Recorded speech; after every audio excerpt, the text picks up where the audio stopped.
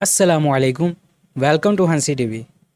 شادی کی پہلی رات، شوہر سب سے پیار سے رہنا، سب کی عزت کرنا، سب کا خیال رکھنا، سچ بولنا، ہمیشہ دوسروں کی مدد کرنا، بڑوں کا احترام کرنا، بچوں سے پیار کرنا، بیوی کمرے کا دروازہ کھول کر سب اندر آ جاؤ، یہاں درس ہو رہا ہے۔ 70 سالہ بابا، دل چاہتا ہے شادی کر لوں، دوست کر لو۔ بابا، کسی بیوہ سے کر لوں، دوست کنواری سے ہی کر لو، بیوہ تو اس نے ہو ہی جانا ہے۔ نرس آدمی سے، آپ کا اور آپ کی بیوی کا خون ایک جیسا ہی ہے؟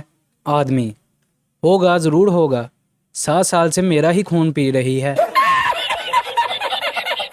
تو اگر آپ نے ابھی تک ہمارے چینل کو سبسکرائب نہیں کیا تو ضرور ہمارے اس چینل کو جلدی سے سبسکرائب کریں تاکہ ہماری آنے والی ہر نئی ویڈیو آپ تک پہنچ سکے۔